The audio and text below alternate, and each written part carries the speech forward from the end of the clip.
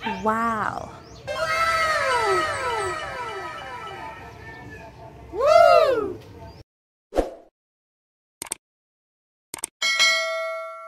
Hi, hello mga ka-subscribers. Kumusta? Kumusta ang araw natin ngayon? So today's vlog, ito ako sa aming atop guys. Oh, nagkat-kat ko, nagpakahiro kay kaning mangong lubi sa among silingan nga naa sa luyo. Taas na, naana sa among atop. Tapos yung naanay patay nga dahon ba? Tapos masira ba ya ang atop na to sa matayan ba? Labi na kung namatay na ang mga dahon-dahon. So mo ni karon nagpahiro-hiro ako ani guys, ako kuno ning putlon. Bala ko sana na ako na lang mga anak akong suguon ani kay trabaho man ni og lalaki. Pero tan-aw na ko kaya raman ako ba. So mo ni karon nga nagtry kunuhay ko ani. So ni ako karon nag medyo kamang-kamang kay habog ba ni guys. Mga 5 to 6 meters gikan sa ubos. Ang saluyo ani is murag lawm sila kay kami nailibit ni ang amuhang yuta nga natukuran sa bahay ba.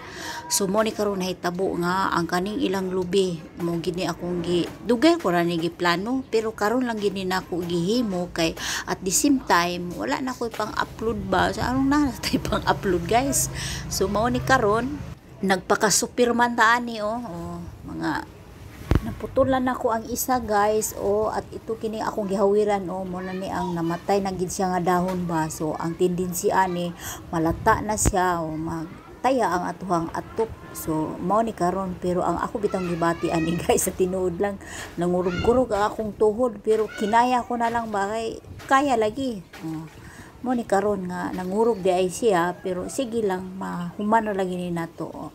Duha na kapalwa ang atuhang naputol, so napay duha nga ang atuhang putlon.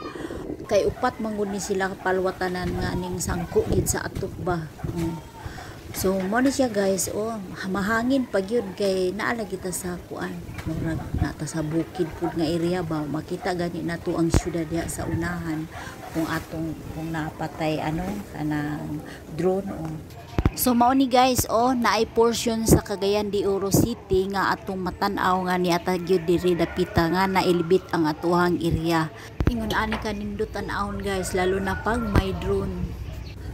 Na bukid gid ang amuha guys, nagdungaw mi sa syudad.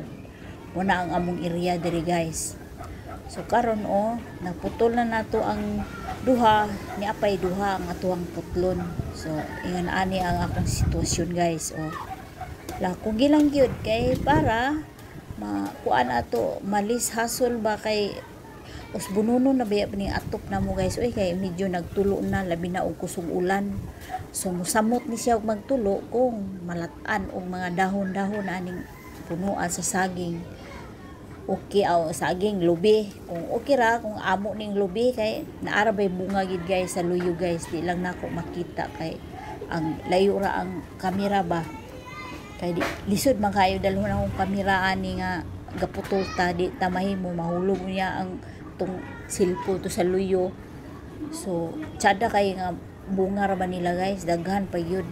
So tama ra ta sa laway nagtan-aw nagputol ra ta aning mga dahon. Ayan guys naputol na nato ang dahon upat na kapalwa ang atong naputol. So ang ato na pong himon ani area na sa dinhi dapat inaog yun nato guys kay para ato na sa ning mahipos og atong mabasura. So ibaba nato ni para atong mahipos og dili na magsagbot-sagbot aning atop.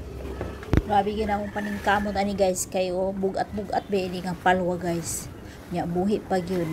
So mo na bugat siya pero sige na lang. Kay mo man gani gituyuan naman ni so ato na lang gining tiwason hangtod nga mababa nato ning mga palwa kay arong mahipos.